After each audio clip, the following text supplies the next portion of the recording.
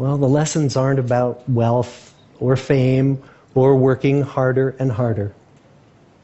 The clearest message that we get from this 75-year study is this: good relationships keep us happier and healthier, period. We've learned 3 big lessons about relationships. The first is that social connections are really good for us and that loneliness kills. It turns out that people who are more socially connected to family, to friends, to community are happier, they're physically healthier, and they live longer than people who are less well connected. And the experience of loneliness turns out to be toxic. People who are more isolated than they want to be from others find that they are less happy, their health declines earlier in midlife, their brain functioning declines sooner, and they live shorter lives than people who are not lonely. And the sad fact is that at any given time, more than 1 in 5 Americans will report that they're lonely. And we know that you can be lonely in a crowd and you can be lonely in a marriage.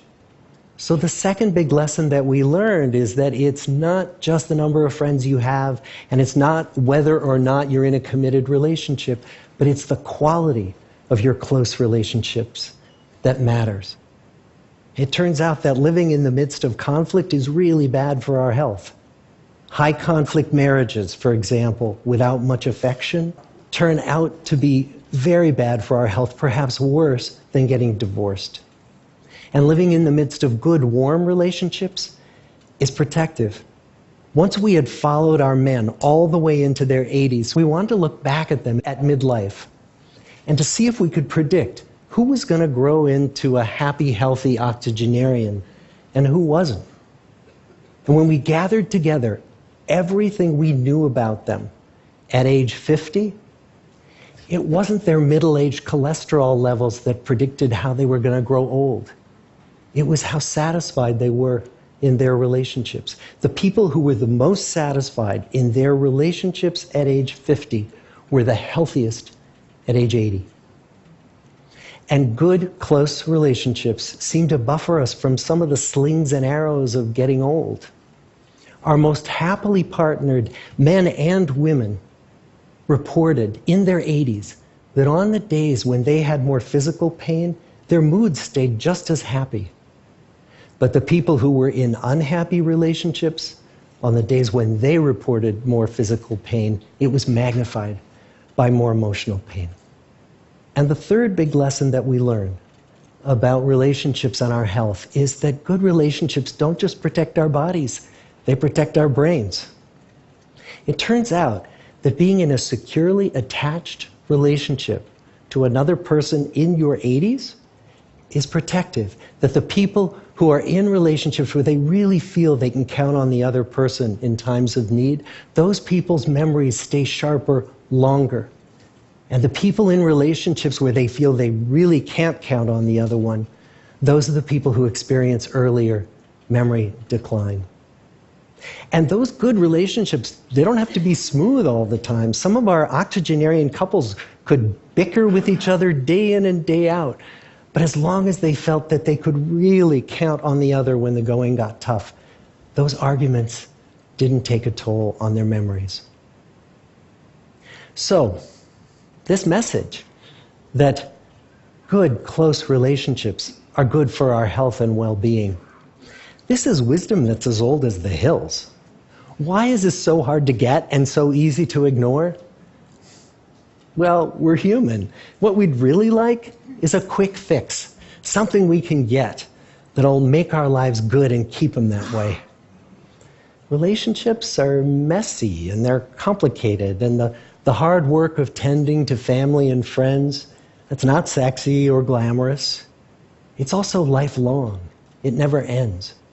The people in our 75-year study who were the happiest in retirement were the people who had actively worked to replace workmates with new playmates. Just like the millennials in that recent survey, many of our men, when they were starting out as young adults, really believed that fame and wealth and high achievement were what they needed to go after to have a good life. But over and over these 75 years, our study has shown that the people who fared the best were the people who leaned into relationships with family, with friends, with community. So what about you? Let's say you're 25, or you're 40, or you're 60. What might leaning into relationships even look like? Well, the possibilities are practically endless. It might be something as simple as replacing screen time with people time, or livening up a stale relationship by doing something new together, long walks or date nights, or reaching out to that family member who you haven't spoken to in years, because those all too common family feuds take a terrible toll on the people who hold the grudges. I'd like to close with a quote from Mark Twain. More than a century ago, he was looking back on his life, and he wrote this: "There isn't time. So brief is life for bickerings, apologies, heartburnings, callings to account. There is only time for loving, and but an instant, so to speak, for that. The good life is built with good relationships." Thank you.